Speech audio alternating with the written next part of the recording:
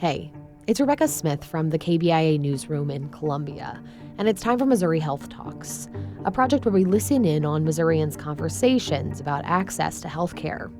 This week we hear from Alisha Johnson. She's a Care and Aging Post-Doctoral Fellow at the Sinclair School of Nursing here in Columbia. She spoke about the culture of aging in the United States and the impact it can have on older adults. Here's Alisha. You've been an adult. You've been in charge of your life for however long. So taking away that agency, it really takes away that feeling of accomplishment and dehumanizing. So honor their wishes, honor older adults' wishes on where they want to be, who they want to be, who they want to be with, and what they want to do.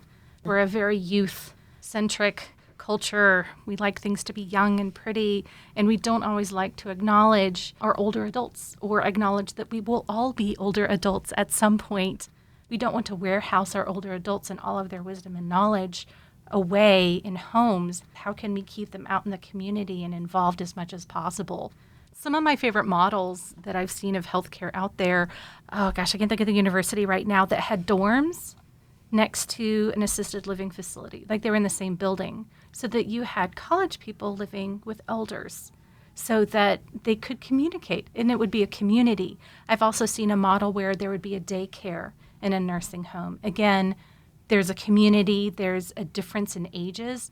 My time in nursing homes, we've started to realize that those stories are important, especially as our older adults get a little more confused and aren't able to relay those stories as much. There's a neat trend in nursing homes where they'll post on the door the person's story, and it'll have pictures of them, from their youth or from their adulthood, their childhood, and suddenly it causes people to see them as a person. They aren't just the resident in room 205 or wherever they are. Suddenly it's Joe. Joe was a mechanical engineer, or Sue was a nurse. Oh, hey, I'm a nurse.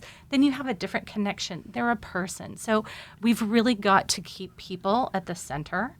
We have to keep, even in their aging process, we need to keep the person at the center of that process and realize their hopes and dreams, ask those questions early, and set things up so that they can be fulfilled. When I was a very young nurse, I had a neighbor whose father-in-law was in a car crash. All I knew was there was a patient in the room that we were caring for, and I knew that he was pretty ill. He'd been in a pretty big car crash, but I didn't know who he was. But when I saw his family come to visit and realized it was my neighbor, it really drove home to me. It was somebody's family member. So it really changed my care. And it was really a sea change moment for me as a young nurse to realize that I have to ask what the family wants, what the patient wants, what that older adult wants, because my care needs to be about them. It doesn't need to be about the machines. It doesn't need to be about my care plan and what my plan of the day is as a nurse. It really needs to be around that person. So the person is where it starts. The person is where it ends. Everything that we do in healthcare should be around what they want. That was Alisha Johnson speaking about aging culture and its impact on older adults. That's it for this week's Missouri Health Talks, which was reported and produced by Rihanna Wachter. Tune in next week for more conversations from throughout the state about health and access. I'm Rebecca Smith. Thanks for listening.